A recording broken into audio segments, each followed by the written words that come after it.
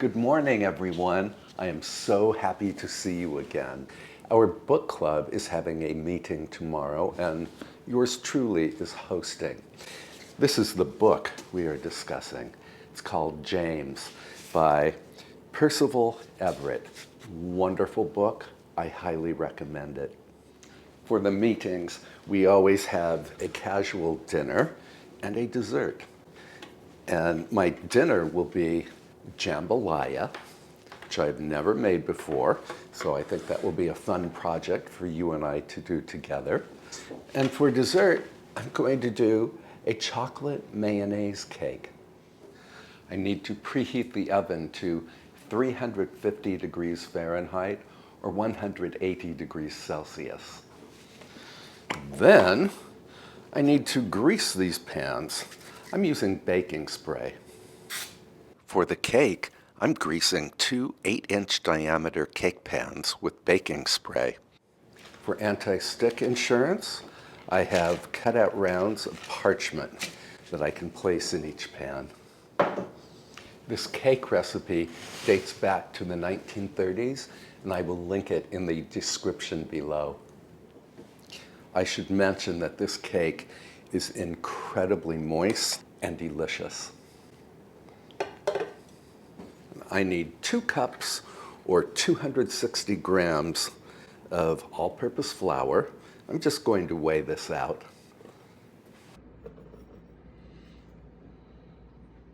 Then we need 2/3 cup or 65 grams of baking cocoa.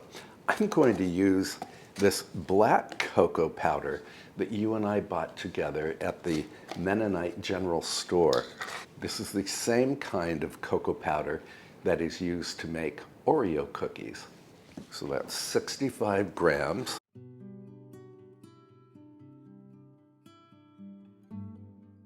Teaspoon each of baking soda and baking powder. And 1/4 teaspoon of salt. And then whisk. This black cocoa powder has a super rich fragrance. I used it for a cake that I made for my friend Vicky's recent birthday. And oh, how we love that cake. I need this bowl for my stand mixer, so I'm going to pour all of this into a separate bowl, which I should have used to begin with. Hook up my paddle attachment. You could use handheld electric beaters here. So I need 3 large eggs at room temperature. I put these eggs in some hot water just to quickly bring them to room temperature. Cold eggs don't mix well in a cake batter. And to the eggs, I need to add 1 2/3 cups of regular granulated sugar. That's 335 grams, and I'm going to weigh out my sugar. Now we can beat the eggs and sugar until the mixture turns pale and creamy. That will take about 2 minutes at high speed.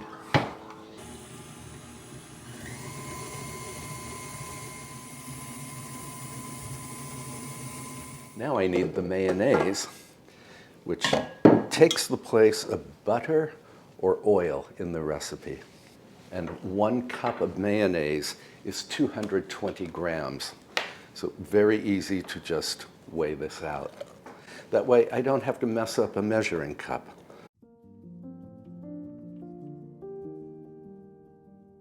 I also need 1½ teaspoons of pure vanilla extract.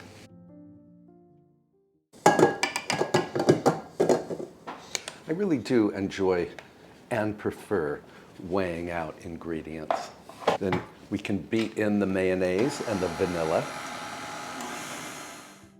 Now, in alternating additions and with the mixer running at low speed, I will add the flour mixture and 1 1/3 cups or 320 mils of water.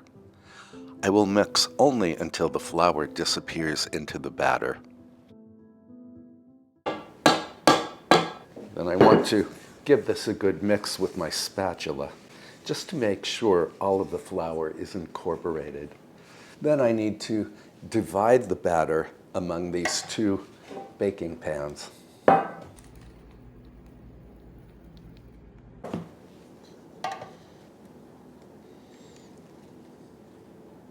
I will bake these cakes off until a skewer inserted into the center comes out clean.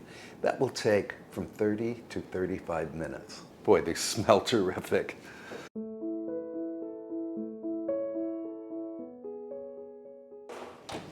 I wish you were in my kitchen right now so you could smell these cakes. Look at how dark chocolate they are. Now, I need to let these cool in their pans for about 15 minutes before we can unmold them. And in the meantime, I was looking at my recipe for chocolate frosting. I need 6 cups of confectioner's sugar. This is all the confectioner's sugar that I have left. There's barely 1 cup in here. I am not going to go to the store because we can make confectioner's sugar right here at home. Before we make the confectioner's sugar, I want to unmold the cakes. Peel off the parchment.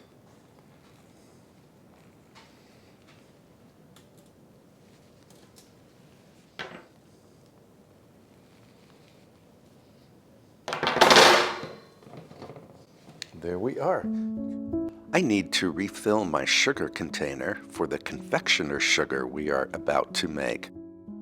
Confectioner's sugar is nothing more than granulated sugar that has been ground to a fluffy powder.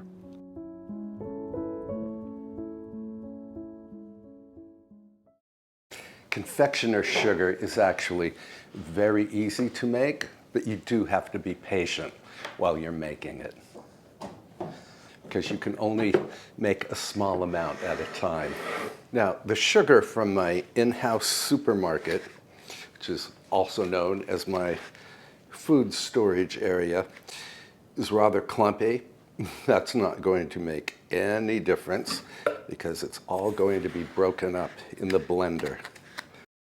If you want to make your own confectioner's sugar, my best advice is to work in small batches.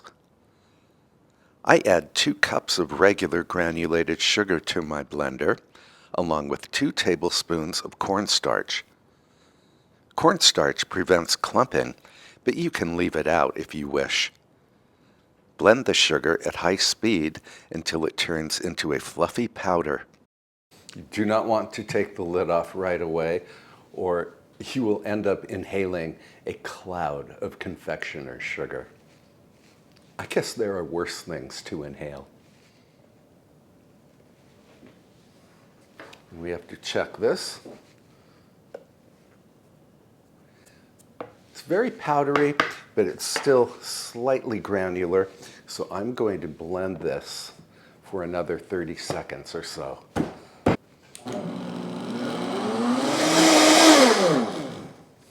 Yes, this is what we are looking for. Very fluffy powdered sugar, also known as icing sugar and confectioner's sugar.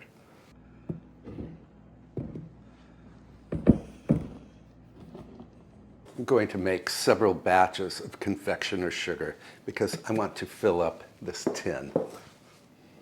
And just like that, I have confectioner's sugar.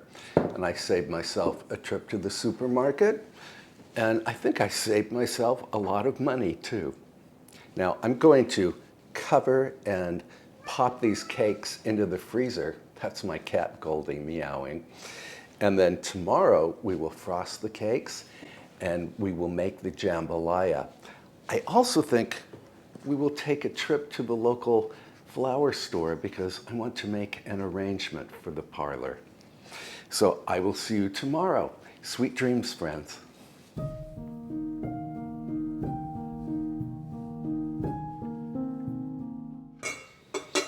Good morning.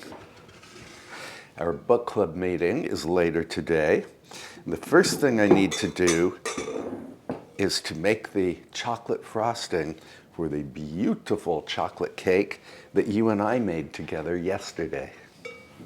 The frosting starts with 1 cup or 227 grams of butter, which I need to melt in the microwave. And in goes the melted butter.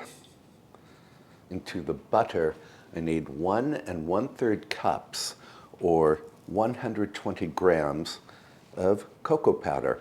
I'm using just regular cocoa powder here, not the black powder that we used for the cake. And we can start mixing this.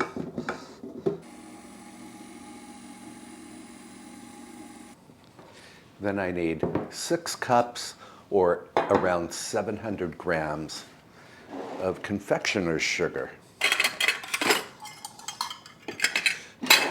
And this, of course, is the confectioner's sugar that you and I created yesterday.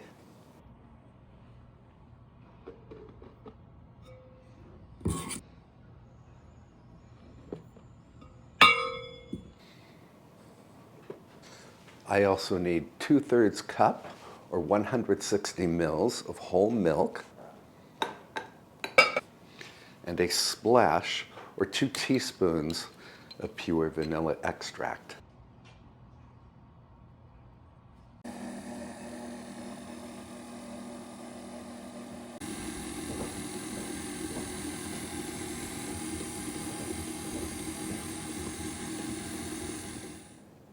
Oh, this looks beautiful. It's a very luxurious chocolate frosting.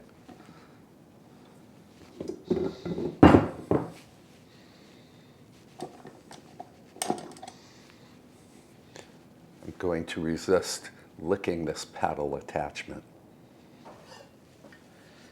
And I think this cake stand will work for serving.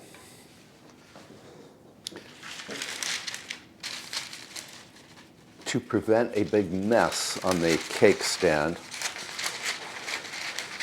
I will put some strips of parchment along the edge.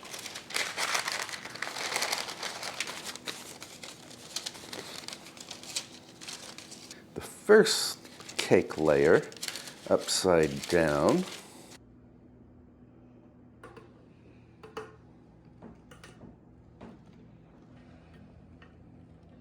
and I want to bring this frosting right to the edge of the cake. This is a cake that invites oohs and ahs. Now we can center the other layer right on top.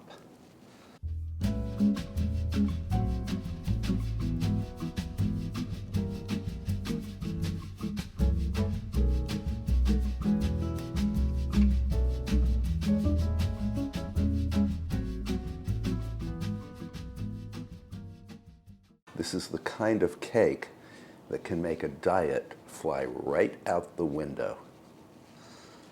I'm going to let the frosting set up in the refrigerator, and then we can remove the little paper protection. Going to clean up here, and then we need to run to the flower shop because I want to do that arrangement for the parlor. And when we come home, we will make some Cajun seasoning, plus jambalaya, which is our dinner, and I think some skillet cornbread. Here at the flower shop, I'm selecting inexpensive stems in pastel shades that will complement the color of my parlor. I think these flowers will put my guests in a happy mood.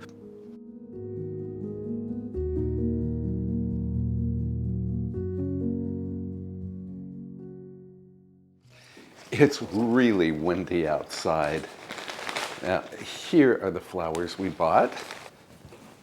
And I'm going to arrange the flowers for the little table near the window in the parlor. Floral preservative.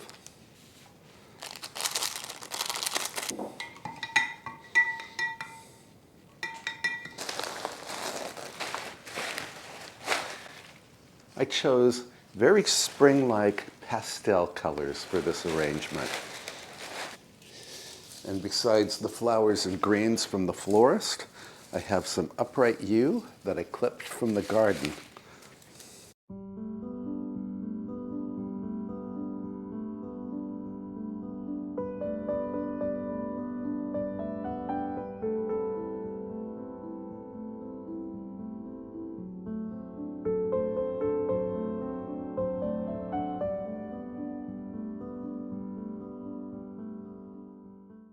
I want to use that revolving cake stand.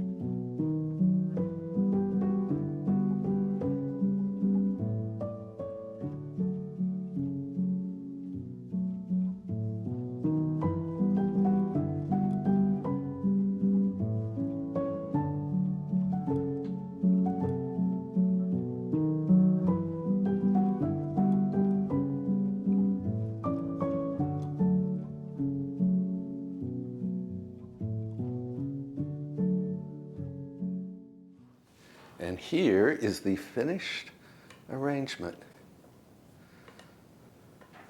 I don't know about you, but I love it. Let's see how it looks in the parlor.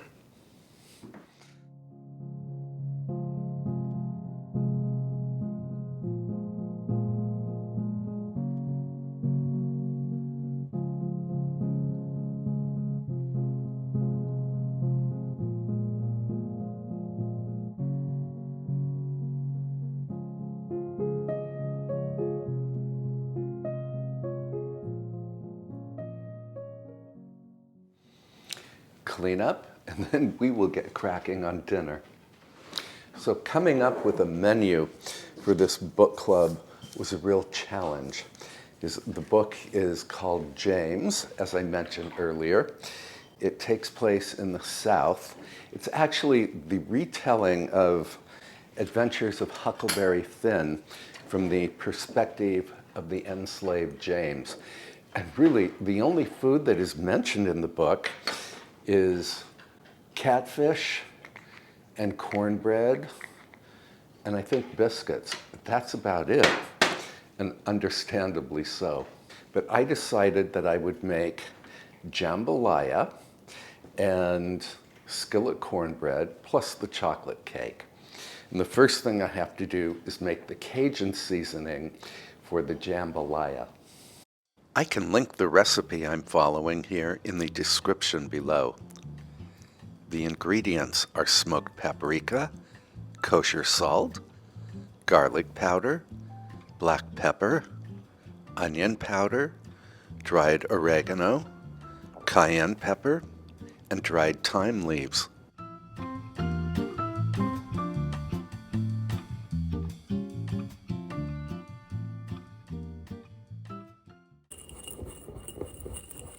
And then we can prep the ingredients for the jambalaya. So we are making Instant Pot jambalaya. I found the recipe online. This is my first time making jambalaya, so you and I will learn the recipe together. Unless, of course, you already know how to make jambalaya. A little prep work. I need a green bell pepper chopped.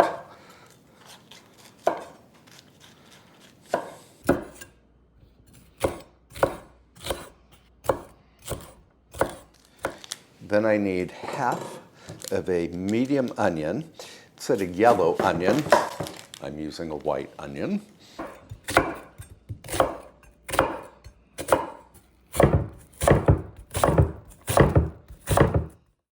Besides the onion, This recipe also calls for 2 ribs of chopped celery. I already have homegrown celery, well, that you and I grew together, and that we froze. Well, we blanched it and froze it, and then I vacuum sealed it. So this will be very convenient.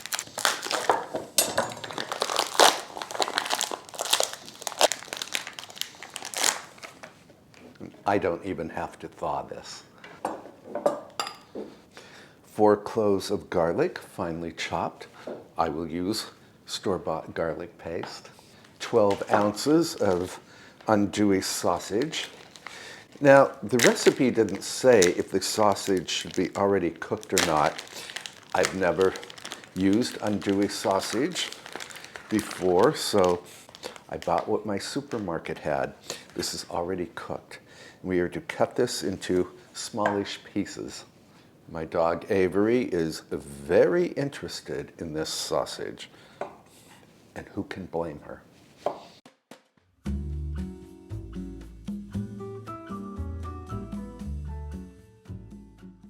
We need an 8-ounce boneless, skinless chicken thigh. Of course, my store will not let you buy just 8 ounces, so I have nearly 3 pounds of skinless, boneless chicken thighs here.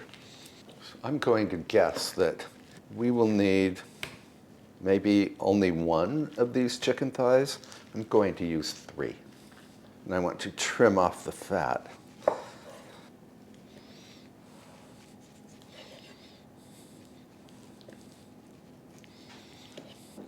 Well, some of the fat, not all of it.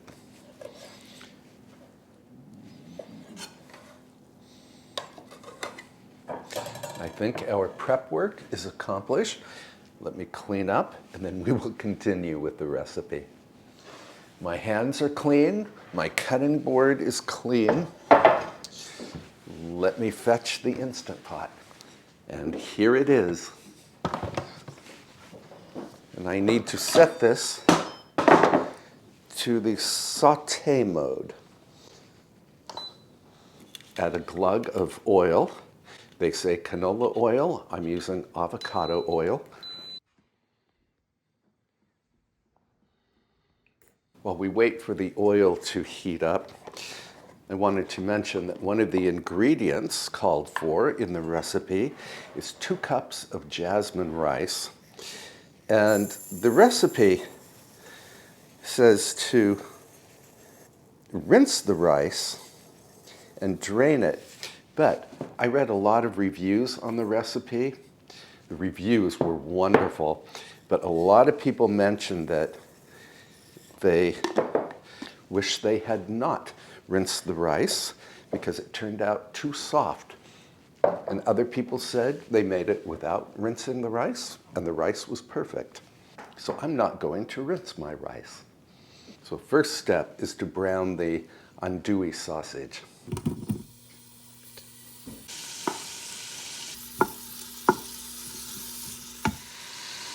This is my first time working with andouille sausage. It has a wonderful smoky aroma.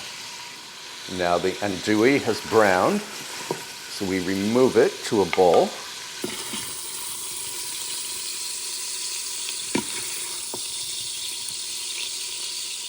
Then we add the pepper, the green pepper, onion, celery, garlic, bay leaves, which I do not have, Worcester sauce,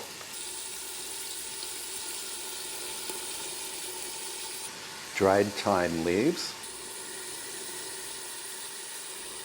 grinds of black pepper, and 2 teaspoons of the Cajun seasonings.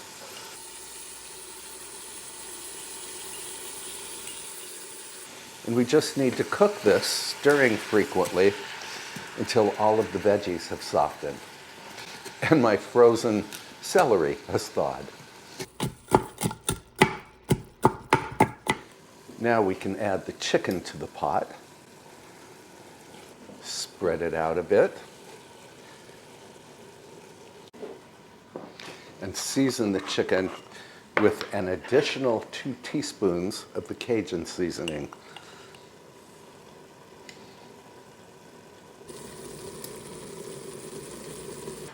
I wish you were in my kitchen right now because this mixture already smells incredible. Then we can add the rice.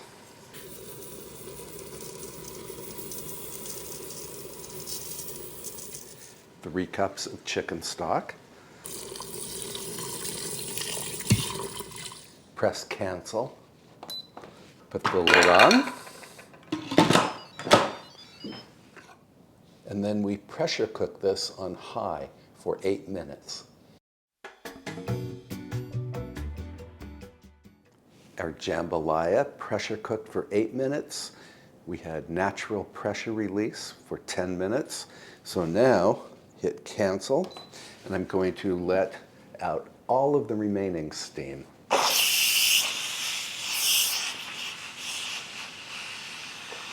I always cover the steam valve with a cloth so that steam doesn't go flying everywhere. Oh, this steam smells very appetizing.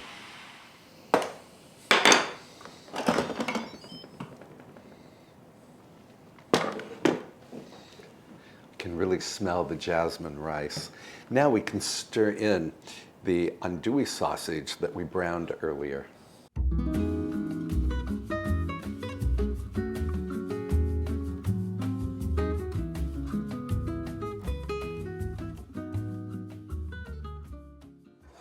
Since I'm making this dinner ahead of time, I want to transfer the jambalaya to another pot that we can keep in a 200-degree Fahrenheit oven, just to keep the jambalaya warm.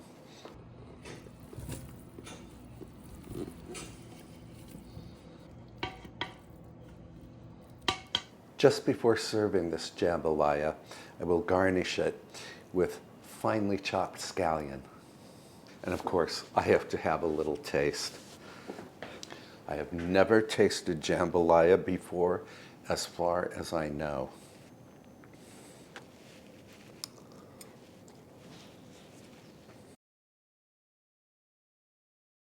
Wow, wow, and wow.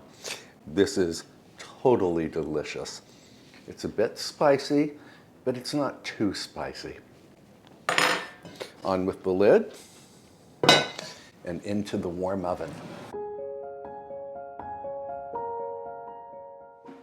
And once again, I need to clean up, and then we can make the skillet cornbread. While I'm cleaning up here, I wanted to mention that I think this jambalaya would be wonderful, even more wonderful than it already is, with some shrimp added to it. You've seen me make the skillet cornbread in the past. It's really easy to do. For the dry ingredients, I need 2 cups or 240 grams of cornmeal, a teaspoon of baking soda,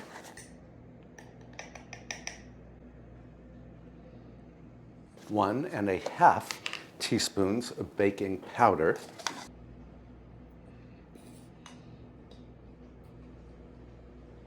a generous 1/4 teaspoon of salt, and if you want it, 1 teaspoon of sugar. Whisk. For the wet ingredients, I need 2 cups or 480 mils of buttermilk and 1 large egg. We can whisk the egg into the buttermilk. Then we need to set both the dry and the wet ingredients aside. I need to add 3 tablespoons of either butter or bacon fat to a cast iron skillet, or any oven-proof skillet. This is bacon fat left over from one of the freezer breakfast videos that we made. So this cornbread begins its career first on the stovetop, and then in a preheated 375 degree Fahrenheit or 190 degrees Celsius oven, we're going to head over to the stovetop. And while we wait for the butter or the bacon fat to melt, I'm going to add the wet ingredients to the dry and then whisk.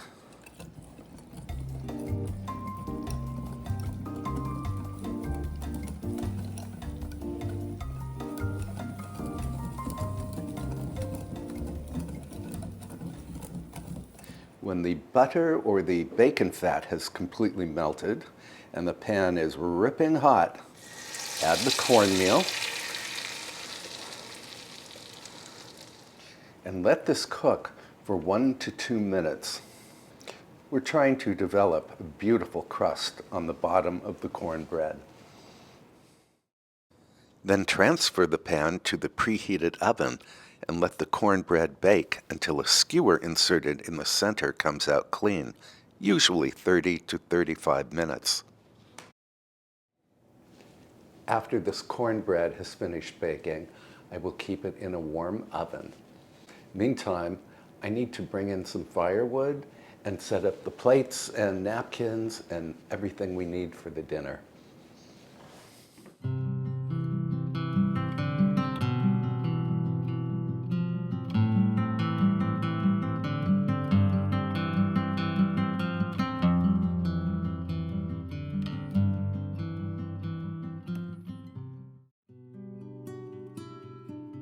Although I have a proper dining room, I thought it would be fun to serve this dinner very informally in the parlor. I'm setting out plates, bowls, napkins, and silverware. My idea is to serve the jambalaya in a bowl set on top of a plate. The dinner will be buffet style.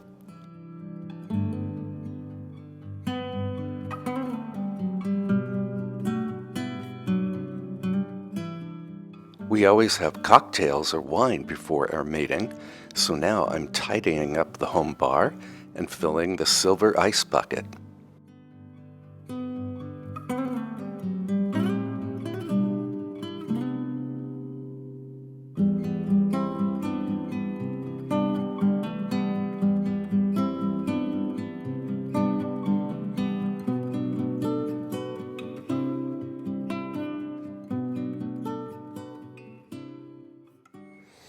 We came back into the kitchen just in time. The cornbread is ready.